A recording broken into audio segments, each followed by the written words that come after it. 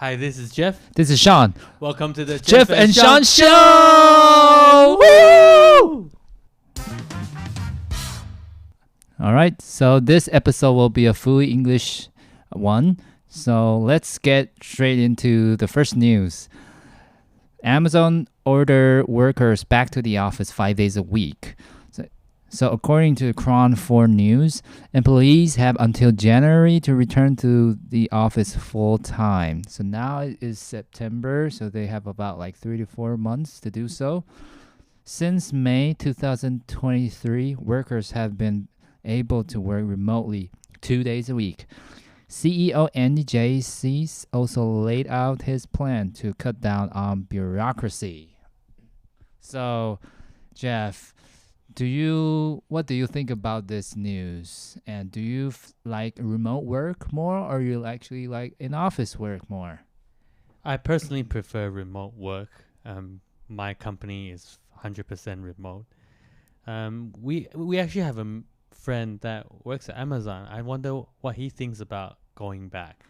I think he doesn't have a choice, so he just take it whatever his company wants him to do.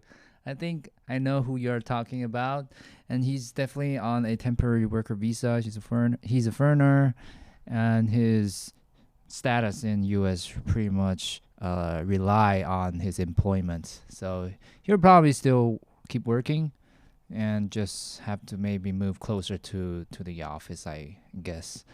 And well, Jeff, I heard you say you like remote more, and you are currently working in a remote job. So what do you like about remote work? I like remote work, how you don't need to commute. So it's in this day and age, you're helping the environment, less commute, less pollution, and you can get up and then work right away, so you save time. So I think it's the way to go after COVID. I think all companies should just stay to remote or just partial going to the office. I'm quite surprised on Amazon how they're changing policy. Yeah, Amazon surprised everyone. Previously, I remember 2 years, 3 years ago, they said they are totally fine with fully remote job, and that actually was a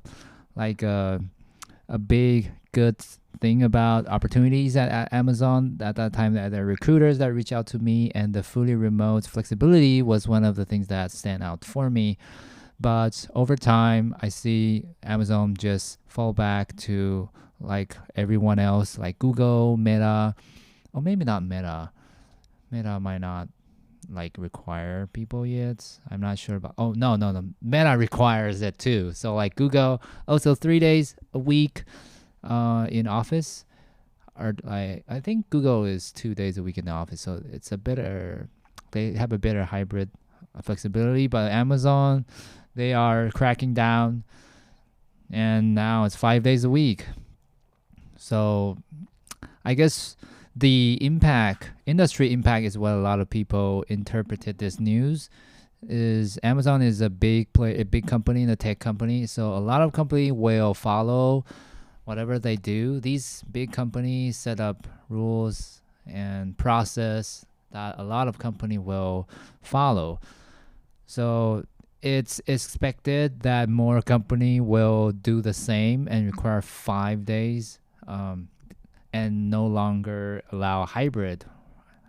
So I believe the motivation is a lot of that is from work performance. I believe when employees are at home, it's hard to supervise them.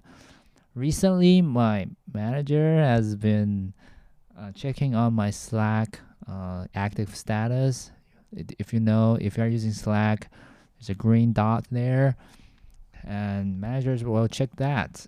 I think you need to explain what Slack is to other people that don't know that this app. Yeah, thanks for the reminder. Yeah, so Slack is a messaging app that's mostly used by companies in workspace, and it's a messaging tool that you can have different channels for announcements company-wide, or team group chats too, and you can share a lot of documents on it. So it's mostly used in corporate like in your work. So it's like Messenger or like WhatsApp kind of thing, but in a work settings. And obviously, it supports all kind of feature. One of them is to show whether you are active or not. So if you're away, maybe they detect it by your mouse not moving for certain periods of time, maybe 2 or 3 minutes, your mouse or keyboard is not moving and not no any input, then the Slack app will set you as away, and your manager will know that you're not on your laptop. So where are you? So my manager is recently doing that, and if you are in office, your manager will not need to do this. So I guess a lot of companies prefer employee to come back to the office because of this. They want to make sure they are working during business hours. They do their work. I know there's a company called Figma. It's a design tool, and their company has a fully remote policy. I think they are one of the very few company that still do this. But moving forward, remote work will reduce its amount, which is kind of unfortunate because I think personally I prefer remote as well, and just like Jeff. But I think actually I don't like fully remote. If possible, I still would like to have some in-office experience because of my personality. I would still have to like to have like the face-to-face interaction. I think back then I was an introvert, so like during pandemic, I did feel like that was the best of my life. Like the 2-3 years is the best of my life, but later on I do feel isolated. And I know, Jeff, you have always been working as a remote for many years, and you kind of get used to it, right? No, actually, I only started remote after COVID. Before, I always work in the office setting. Also, before COVID, you were in the office. Yes. Oh, did you find it in the office comfortable? You're pretty used to it. Before, there's no choice. There's only just Oh, office, so you have to get used to it. But now there's a choice. I understand why Amazon changed, but I still prefer maybe go back, hybrid kind of setting. Couple of days in, couple of days out. I think that's the best way. Yeah, I see, Jeff. You have from time to time you have like company outings, right? You have like these parties, like company parties after work, so you can still meet your colleagues face to face. All right. This is the end of this news.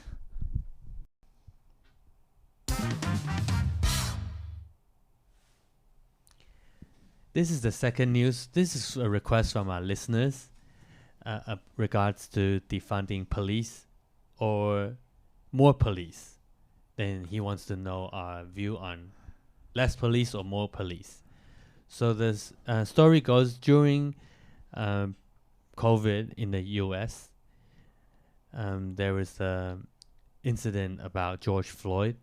For those who forgot, it's about a traffic stop, and then the police put the knee on the arrested person, and the George Floyd, who was arrested, can't breathe, and later passed away. So in the US, there's a cry about less police. It's better for public safety. So there was a push back then, about 3 years ago. But now, 3 years later, people want to find out if less police is better or more police. My preference is for more police, because less police, the criminals or the thieves gets more emboldened. What is your take, Sean, on this? Yeah, so it definitely initiated from George Floyd, that incident back years ago during COVID. I think that's 3 years ago. And I know this is a reaction to that incident, to really not distrusting police. Like police will abuse their power, and a lot of people no longer trust them. And also back in the history, there's a suppression against African Americans, right? And police is representing the government and the people that has the advantage, which means in the past, white people in the U.S. society is like they have a lot of advantage there, and police is definitely part of that power dynamic. And so I believe there's a history of police like abuse, but also things get more complicated, right? There's like crime rates happening more often, maybe in African Americans neighborhood, but it also is part of the trauma cycle. Like a lot of the initially the American history, the slave history, definitely impact a lot of African Americans' socio-economic status, and that hardship pass along their descendants, their children, and their grandchildren. That causes a very hardship in their either their like personal finance, or for a child they don't have a robust family, so their father was in prison, and so the child doesn't have good family education and care, and their children tend to like go for drugs and things like that, and like family support is broken in some way, and that definitely contribute back to like more in prison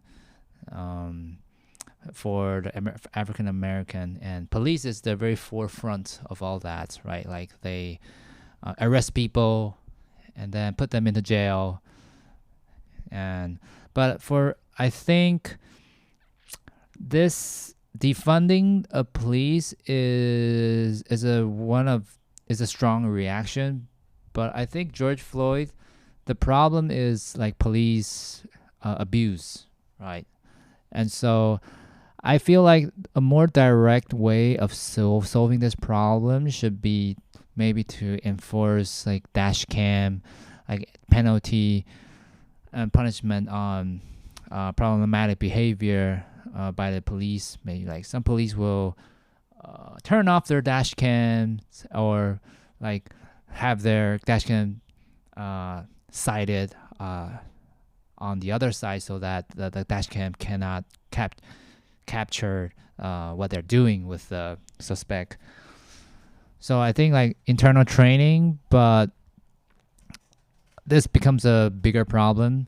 So I can definitely empathize with people that want to defund the police, but I don't think that's the ideal solution, and it affects a lot of other things. So if you're gonna defund the police, it's actually increase other kind of crimes, and I think society as a whole will it won't be a win-win situation. Of course, I know it's a traumatic experience for many African American people, but I don't think the problem is the root cause is about defund police or not defund the police, because a lot of police are African American as well, right?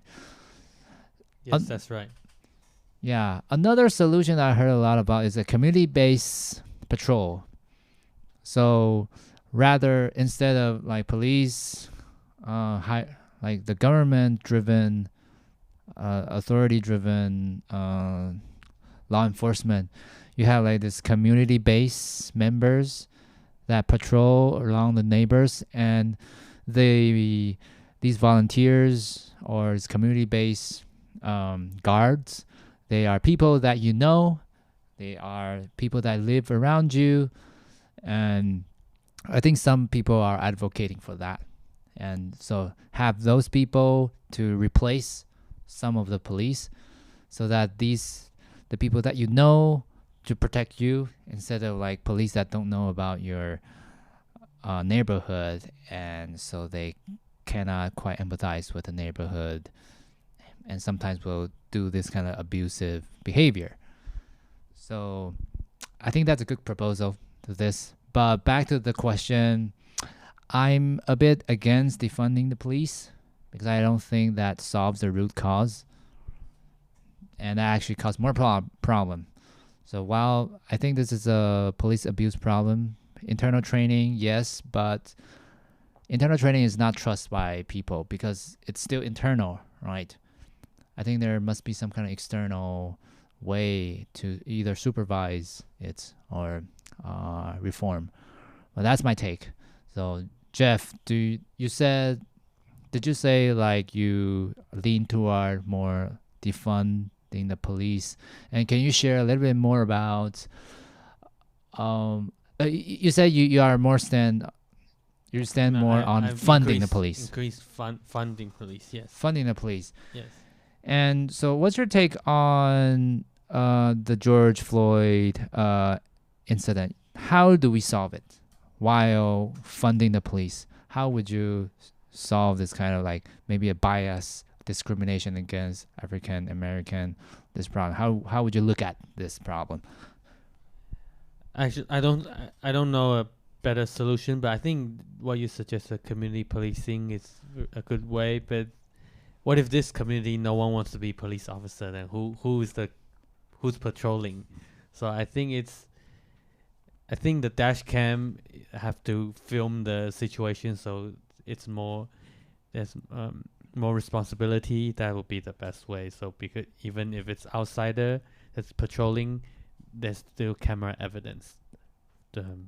But I believe most police officers are good men and trying to do their job. Just with any company, there's some bad apples. So not all police officers are bad men. And I have in New York, I have friends that's in the police force too. So I believe in police force. Yeah, well, I think that's a good takeaway. Maybe we can combine both the idea.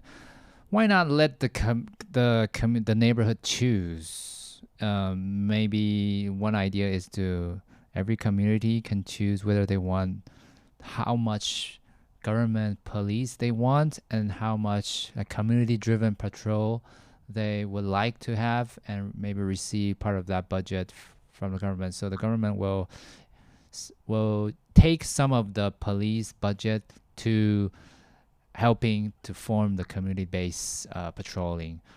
So maybe for communities that doesn't trust police that much, the police that are maybe assigned by the government, maybe they can opt to have a more community-based patrol, and so that neighborhood will be mostly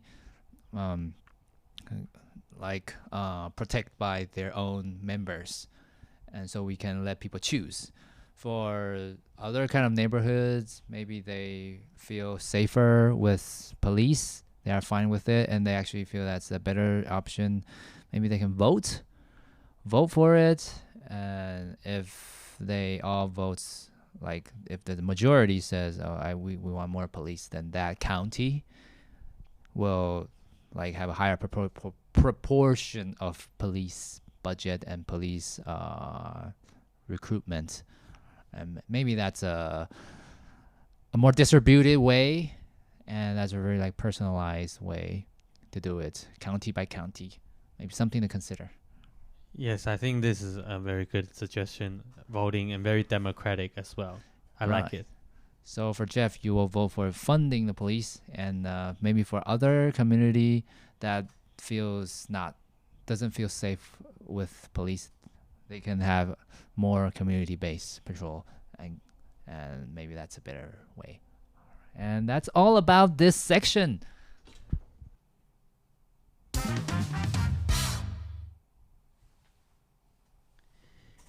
This news is about Taiwanese media Huang Wei-Han. He mentioned earlier, so last week is Mid-Autumn Festival. It's one of the major festivals of the Chinese-speaking world. And Huang Wei-Han mentioned, so Mid-Autumn Festival in Mandarin is Zhongqiu. And Huang Wei-Han mentioned just Qiu, omitting the Zhong. The Zhong has two meanings in Mandarin. First meaning means China. Second meaning means middle. So omitting the Zhong word, Huang Wei-Han, the Taiwanese media person, got internet trolls by the Chinese netizens saying he's omitting the first letter Zhong. He's missing China, but in fact he's just missing middle. And this is a request by our listeners as well to comment on this news, and I post this comment on Thread, which is the new Instagram Twitter, and Huang Wei-Han media person actually liked my post, which I was surprised. And I heard, Sean, you're a long-time listener of Huang Wei-Han as well. When did you start listening? That is right. I think I only know them after I came to US. And so give it a little more background of Huang Wei-Han. So he's a media commentator, a political commentator. And so as a lot of people know, Taiwan has a long time bipartisan politics. So there is DPP and KMT. These are the two big major party in Taiwan. I think you need to explain DPP and KMT to our English listeners. Okay, sure thing. So DPP stands for Democratic Progressive Party, and KMT is 国民党. So 国民党represents the conservative side of Taiwan, and they were for a long time the dominant political power for the past, I think, 70 years, 80 years in Taiwan. And so that goes back to World War II. So they have a long history. So that is also where Republic of China is initially formed. And Kuomintang is one of the reformers from the Qing dynasty. It's a very ancient history. So they have a long history, but they also represents the authoritarianism, like Authoritarian. Okay, totalism or that kind of thing. Yeah. So for dictatorship for 70, 80 years in the past, and then Taiwan slowly progressed to a more democratic politics, and that is where DPP rises. So DPP basically pushes the political landscape of Taiwan to a more democratic one. And so now they are the two biggest parties. And as you may imagine, more elderly people supports KMT, and more younger people supports DPP. There's a demographic tendency there. So that's the two big party. A lot of the media in Taiwan and commentator have their stands. Some are lean to our DPP, some lean to our KMT. Huang Wei-Han is a special case. So he has a history of leaning a little bit more towards KMT. So which also a lot of people call it the blue side, the blues. And DPP is the green. But I think what's special about Huang Wei-Han is he let people feel that he is neutral. The reason is because he judged things more based on his own true thoughts on that specific event or incident, and sometimes that will be against one party, sometimes will be against another's, or sometimes it will be supporting another party. So at the end, you'll feel like, oh, she's not that ideology. He doesn't have that much ideology.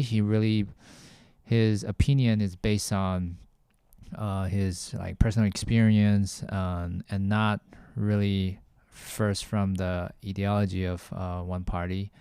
So I think a lot of people like him because of that, because he can view things on different side. So I find that was my impression of him. So I like that way of looking at things. So I've been listening to his video and his radio show, talk show, for like 2 or 3 years. Of course, recently I've not been listening much, but he's a commentator that I pretty like for a long time. So this incident, I was a bit surprised because he removed the zhong right? So just 秋节, not 中秋节. And like Jeff said, 中, one of the meaning is China, the other meaning is middle. I feel like for the autumn festival, the 中 means middle. I don't think it probably never means China. So it's just the mid-autumn. So I was wondering why he needs to remove the middle word, the 去, and looks like some people are very sensitive about that. This is definitely a new way of saying, because in the past we all say like 中秋节快乐, and now he is changing that to 秋节快乐. Actually, I feel that that's like I feel more for you feel younger, like like you're like making a abbreviated term. A lot of young people nowadays like to abbreviate things. Like, are you sure? Instead of saying 要确定耶, they'll just say 要确耶.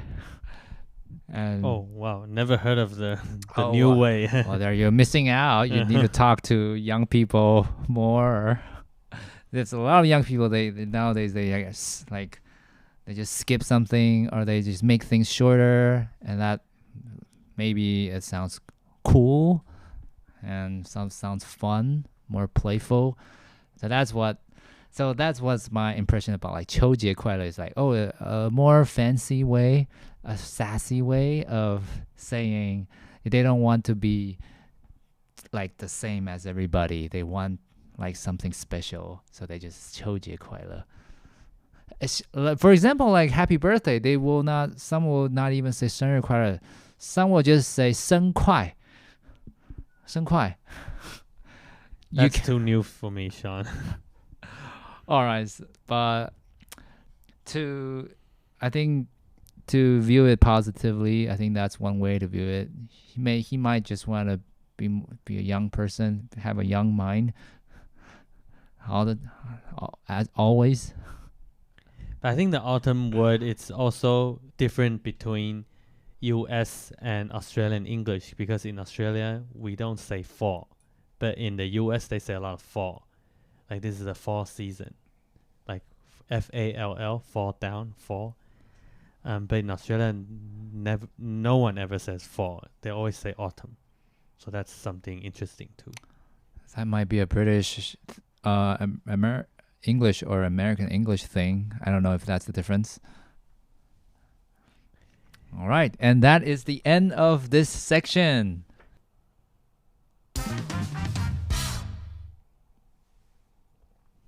This segment is in regards to current Taiwanese political news about UN Resolution 2758. So the news is so for those of you who don't know about UN Resolution 2758, it means back in the 1970s, Republic of China, which is the formal name of Taiwan, got ejected out of UN, replaced by People's Republic of China, which is the current China in Beijing, Communist China. So in the resolution, it says they're removing Chiang Kai-shek, which is the previous president of ROC, Republic of China. So in the UN resolution, it didn't say Taiwan or didn't say ROC. It just said Chiang Kai-shek. So that's why right now the news in Taiwan is about the Pan Green or the DPP. The current administration is saying, yes, the UN 2758 doesn't include Taiwan, so we need to be in the UN because it never include us. And this is because governments in Australia and also Netherlands passed a resolution in their parliaments supporting Taiwan. That's why the current government of Taiwan is siding with the international world. And the Taiwanese opposition party, the KMT, and also the party of Taipei former mayor Ke Wen-je, Taiwan People Party, TPP, they're against this resolution. So I'm going to wear the green hat and say, why? Why are they against this? Sean, you're gonna wear the white hat today for standing for the Taiwanese People Party. What do you think? Why are they against? Yeah, so let me wear the Taiwan People Party hat right now. I'm gonna wear it. Literally. Okay, I'm wearing it right now. So as you can see, the TPP party says when they propose in the Congress to have a proposal for voicing like appreciation of our allies, democratic allies, and we want to have a what is called 决议文 Resolution. Resolution. We want to also publish we want to pass a resolution in our Congress, Taiwan Congress too. But looks like the other two party denies it, right? That's what DPP says. So on the Taiwan People Party side of things, they actually says in that morning, they already have a PR, a public press. They hold a public press, and with all the reporters at present, and they already show their supports and appreciation of our democratic allies supporting us in this 2758 resolution. And they already have a public gesture saying that thank you for supporting Taiwan. And what happens in the Congress? So according to Taiwan People Party, they said the DPP actually bring up the case after the meeting is finished. So after the meeting's finished, they said, well, because it's the meeting finished, of course they will leave, because the chairman says, okay, meeting finished, and then DPP bring up the case. So they feel like DPP is actually using this opportunity to put a impression on Taiwan People Party, saying that Taiwan People Party is not supportive of Taiwan and it's actually pro-China. That's what the TPP want to like set up this political rhetoric, like Taiwan People Party is pro-China, and that is very manipulative. That's not what Taiwan People Party stands for. Taiwan People Party is also very against a dictatorship and is very supportive of democratic world. But so that is another side of the story. And so yeah, back to Jeff. What do you think about each other side's story? They are so different. Indeed, it's different. But I'm supporting of the Australian government, Netherlands government, and the current administration of abolishing 2758, because it doesn't represent Taiwan at all, and the Chiang Kai-shek government is long gone in the 1970s. So it's old UN resolution. So I think it's time for update. I'm happy to see changes throughout the world. Yeah, it's interesting. More and more people, and I guess also country, are saying that this resolution 2758 resolution is more about Chiang Kai-shek, but not about Taiwan or Republic of China, ROC as a country. It does not deny the country of joining United Nations, but rather it's more about against Chiang Kai-shek, which is the dictatorship at that time. But of course, he is representing Taiwan. He is representing Republic of China at that time. So yeah, there's a gray zone, but it's still a good thing to see more and more countries are like making it clear that 2758 doesn't mean that Taiwan cannot join United Nations. Like even 2758 resolution is there, but it's not clear about whether Taiwan can join or not. It doesn't say anything about Taiwan. It doesn't have any literary Taiwan in the resolution at all. So Taiwan should be considered. I think it's still hard for Taiwan to join for any possible future. I think it's still very difficult, but I think at least maybe as an observer, right? So I think this is a good sign. So we'll see. But usually these kind of things are slow. And while they pass these resolutions to support Taiwan, the actual change, it could still come very slow, maybe after years. So I think we still need to we thank them, but also we need to do our own part. We need to make us a great country, and so that we have more leverage in the international community. Yeah. So Jeff, you have anything to add? This is the end of a segment.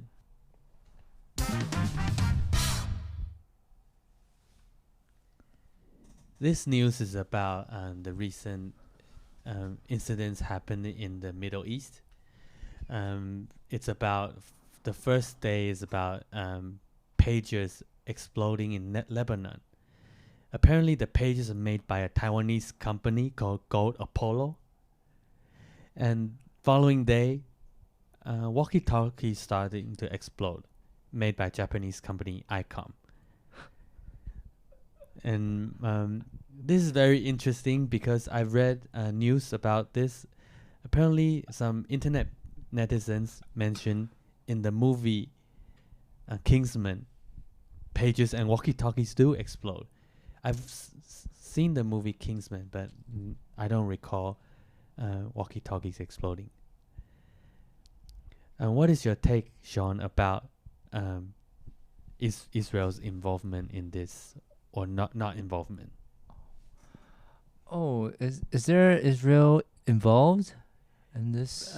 People are saying it looks like Israel is involved, but they don't comment on this. They said no comment. Oh, so this is not a defective product issue. You mean like they attach a bomb on the pager? That's correct. Okay, I see. Okay, it makes more sense now because I initially thought that it's like the pager has like defective product, just like back years ago, Samsung phones will start burning on a flight and cause a fire alerts thing. And I thought that Taiwan manufactured pagers, which is like BB Co, can explode and cause 25 dead just by like the defective product. I feel like, is this a April Fool news?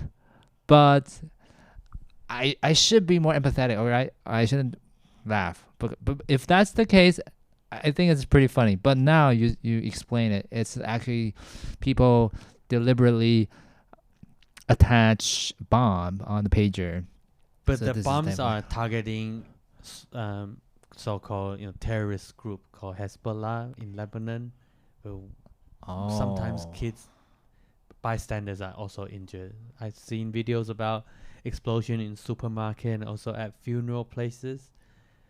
So it is some bystanders are attacked too, but mostly they're targeting terrorist organizations. Oh, so that's why like people suspect like Israel is behind the scene. That's like, correct. Israel. But did Israel admit that's what they did it? They didn't admit, no comment. They didn't say no, they didn't say yes, just no comment. Okay, I can see that because Israel is still a government, right? It will be put a bad taste for people to see if that's what Israel government did. then it would have immediately have a humanitarian concerns, and more seriously, it could be prosecuted. Their minister could be prosecuted by the international court, just like Putin, right? Putin was like prosecuted. Yes, that's Yeah. right. So humanitarian tragic here. Looks like targeting terrorists, but doing it in an improper force that is overpowered, and it's at the expense of just the normal citizens nearby, just to have those terrorists killed. But yeah, I think it will. I know from the Gaza Palestinian conflict, Bahama, Hamas. yeah, Hamas conflict since several months ago. There are already a lot of people that are against Israel, and a lot of them are Muslims. A lot of Muslims are very against Israel, and this incident will probably increase that conflict, and like people who hate Israel will hate it more. I feel like. What do you think, Jeff? Like, will this cause more like hate toward Israel? I think it's more hate by the Muslim side, but more love from the Israel side because they want to target terrorists, and it's war is dirty, so you have to win. Sometimes the terrorists, I know in like Palestine, they hide in the like amongst the civilians, they hide in tunnels and in the hospital. So they deliberately want you to target civilians too because they hide behind human shield. So it's hard to avoid. I think this is probably also caused by the current Prime Minister of Israel is Netanyahu, right? And over the past few years, his way of doing things a lot of time are pretty cruel and very strong force, and not really care about the damage that it causes. And it also, yeah, I think a lot of people are against him and feel like Israel, under his leadership, is becoming less democratic and more dictatorship, and they're doing a lot of things that are against humanitarian. And U.S., I believe Biden also like publicly say that it's improper for Israel to do these things, and Israel kind of also have a strong reaction to that. But later on, I remember U.S. again show its supportive stance for Israel again. So.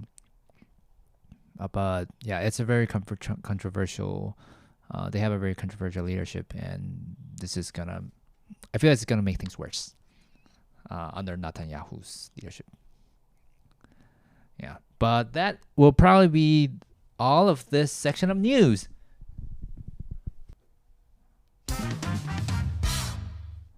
All right, so that's all about news for today's episode. So let's chat more relaxedly, in a more relaxed way. So recently it's like Mid-Autumn Festivals, right? It's like September 17 or something. It was a Tuesday, but obviously it's not a holiday at all in U.S. So a lot of Asian in U.S. will have to find a time, mostly in the weekend, to celebrate it. And so Jeff, in the past, how would you celebrate Mid-Autumn Festivals? And this day, I know in Taiwan, it should be a day of barbecue with friends or families, right? Did you do that while you're in the U.S.? Yes, I did. We did barbecue this week with friends, but I think that's a Taiwanese thing. It's just Taiwanese Mid-Autumn Festival. We do barbecues. It's a special thing. Yeah, it became pretty famous. But, next to our barbecue group, there was a Chinese group of people that are also doing barbecue. So that means not only do Taiwanese do barbecue? Chinese also do it during Yeah, Mid that's Autumn Festival. interesting. Maybe they Yeah. didn't do it for Mid Autumn; they just do it for barbecue. Maybe But it's yeah, infectious. maybe they took on some of our traditions too. They steal it. Stolen. Traditional stolen. And how about in the past? You talk about this year, right? But how about last year? Or over the past 5 or 7 years? Did you always have barbecue with friends during Mid-Autumn Festivals? Jeff? I've moved around a bit. Not so much in the U.S. Not so much in Australia. Not really in. You were in Taiwan. Texas, right? Yeah, I was in Texas. Are you we went barbecuing in Texas?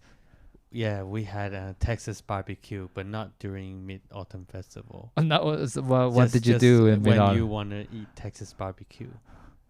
Texas has a lot of cows, right? Yes. So like I heard that it's cheap to get a steak in Texas. It's all Yes, there's a steakhouse. very good place in Houston. So what did you do during Mid-Autumn Festival in Texas, where we were in Texas? Or you just silently just treat it like a normal day? Yeah, just treat it a normal day usually. Or Not we're just much. like watching Netflix and just having dinner and then just take a shower and go to sleep? Basically, yeah, nothing really special. Oh, I think some people will feel, oh, that's so sad. But I would say it's US. You do whatever you want. This is this week's segment of the news. Thanks for listening. Thanks for Bye-bye. listening, anyone. Bye bye. See you next week.